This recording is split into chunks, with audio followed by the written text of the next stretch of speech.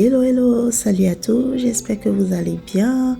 Aujourd'hui, nous allons faire une magnifique pâte à pizza que vous pouvez garnir comme vous voulez. Allez, c'est parti. Nous allons prendre un saladier et nous allons verser notre levure en sucre, un tout petit peu de sucre et un peu d'eau. Nous allons mélanger le tout et ensuite nous allons rajouter la farine. Voilà.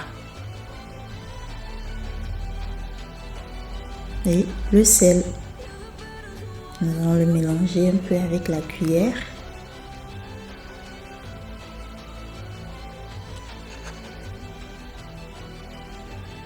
Voilà, cette étape, nous allons rajouter un tout petit peu d'huile d'olive. Voilà, nous allons le mélanger. Et après, nous allons enlever la cuillère. Et nous allons commencer par mélanger à la main. Et ensuite, commencer le pétrissage. Vous pouvez aussi faire cette recette rapidement au robot, mais bon, la plupart ne l'ont pas, du coup j'ai préféré le faire à la main pour que ce soit plus simple. Voilà. Et une fois que je l'ai mélangé un tout petit peu dans le saladier, je vais le travailler sur un plan de travail, voilà, pour obtenir une pâte assez bien homogène et lisse. Voilà. Nous allons rajouter un tout petit peu d'huile d'olive encore pour faire détendre la pâte pour que ce soit souple à la fin. Voilà. Et nous allons le travailler 10 minutes à 15 minutes. Vraiment, prenez votre temps pour obtenir une magnifique pâte à pizza. Voilà. Ne vous précipitez pas, ça fait travailler le bras, mais bon, c'est pas bien grave. Voilà, si c'est la première fois que vous tombez sur ma chaîne, si vous aimez ce que vous regardez, n'hésitez pas à liker, à commenter et à partager autour de vous. Ça me fera plaisir et ça m'encouragerait à continuer. Merci. Voilà. À la fin, nous allons obtenir une pâte assez lisse comme ça et bien homogène. Voilà. Nous allons le remettre dans notre saladier du début et nous allons le filmer. Voilà. Et le laisser reposer minimum 2 heures.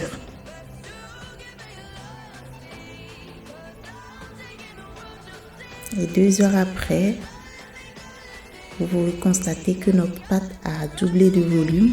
Voilà, nous allons le sortir, le retravailler un tout petit peu.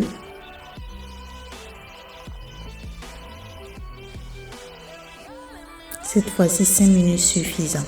Même pas quelques minutes, voilà, le travailler un tout petit peu, le dégazer, voilà, et nous allons le laisser reposer encore 20 minutes à peu près, voilà.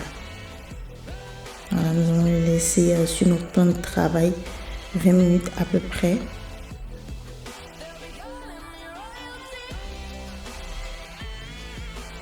Et 20 minutes plus tard, notre pâte à pizza est prête, voilà.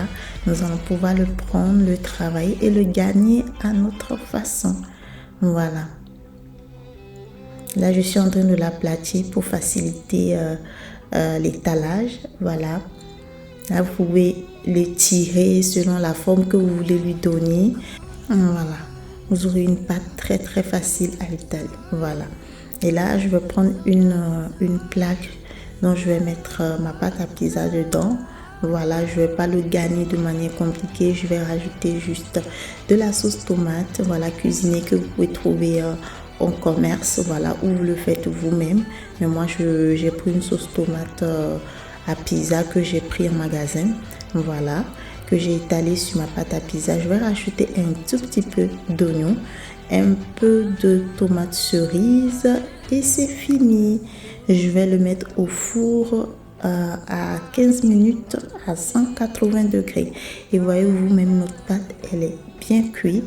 Et je vais rajouter un tout petit peu de sel, un peu d'herbe de Provence et un filet d'huile d'olive.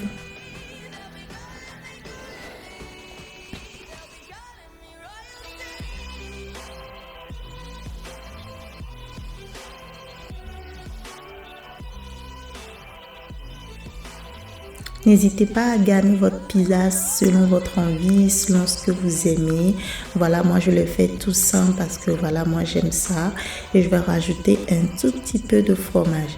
Alors je vous montre la pâte, à quoi ça ressemble. Ma pâte, elle est bien cuite comme vous pouvez le voir de l'extérieur. Voilà, et bien croustillant. Voilà, n'hésitez pas à essayer cette recette de pâte à pizza et je vous assure que vous allez l'aimer. Moi, j'ai mis du fromage, voilà, fondant. Voilà, je l'aime comme ça. Et puis voilà, d'ici là, prenez soin de vous. Gros bisous et ciao!